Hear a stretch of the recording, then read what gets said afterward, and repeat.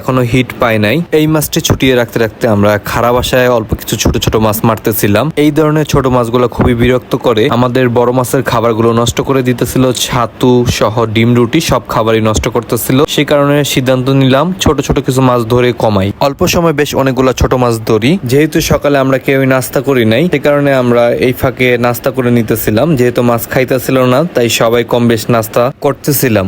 আমরা সিদ্ধান্ত নিলাম যেহেতু মাছ খাইতেছিল না, সে কারণে চারা করার, এবং আরিফ আঙ্কেল চারা করতেছিল যাতে মাছ জমা হয়। সকালেরটা রুই মাছের পর আর কোনোই হিট হইতেছিল না আমাদের, তাই ভাবলাম চারা করলে হয়তোবা মাছ হইতে পারে পয়েন্টের। আমাদের বাদে অন্য কারোই মাছ হইতেছিল না, কেউই মাছ পাইতেছিল না। সেই তুলনায় আমরা একটা মাছ পেয়েছিলাম। প্রায় 9টা 9:30 মতন বাজে, আমরা এখনো নদীতে বসা। আমাদের প্রথম ফার্স্টে একটা রুই মাছ হিট হয় এবং এরপর আর কোনো সারা শব্দ নাই। আর আজকে আছে আমাদের সাথে ভাই, উনি নরসিংদী থেকে আসছে।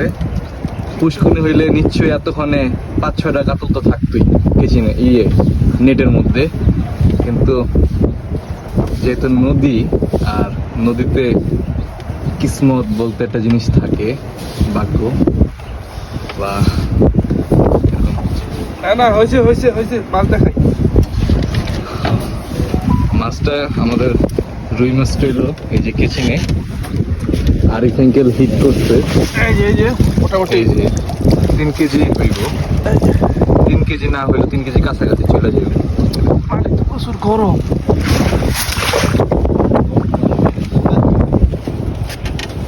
বাগা তোর একটা নৌকা দিদি ইচ্ছা মাছ ধরো। আপনার কাছে কেমন লাগতেছে?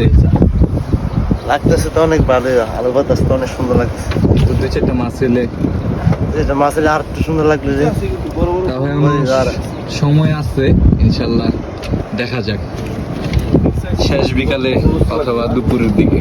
কিছুক্ষণ যাওয়ার পর একেবারেই মাছ খাইতেছিল না, আমরা সবাই ধৈর্য হারা হয়ে যাই এবং যে যার মতন শুয়েছিল, বসেছিল এবং মোবাইল টিপতেছিল, সময় পাস করতেছিল। যেহেতু মাছ খাইতেছে না, সে কারণে কিছু করার ছিল না আমাদের কাছে। আর নদীতে অলরেডি এত শিকারী যে অন্যরা মাছ পাইতেছে, আমরা মাছ পাইতেছি এমনও না। সবাই অলস সময় পার করতেছিল, আমরাও অলস সময় পার করতেছিলাম। কারোরই কোনো ধরনের হিট হইতেছিল না। নদীতে যে এত ভিড়, এর আগে কখনো এত ভিড় দেখি নাই আমি। মনে হইতেছিল টিকেটে আসছে এরকম লাগতেছিল। সবাই নৌকা নিয়ে বসে ছিল, কারোরই কোনো ধরনের হিট হইতেছিল না। এক কথায় বলা যেতে পারে নদীতে মাছ ধরাটা পুরোটাই ভাগ্যের একটা ব্যাপার। নদীতে আসলেই যে সবাই মাছ পাবে এমনও কোনো কথা নাই। অনেকে আছে খালি হাতে যেতে হয়, তবে আল্লাহর অশেষ রহমতে আমরা কখনোই খালি হাতে যাই নাই, কিছু না কিছু নিয়ে যেতে পারছি।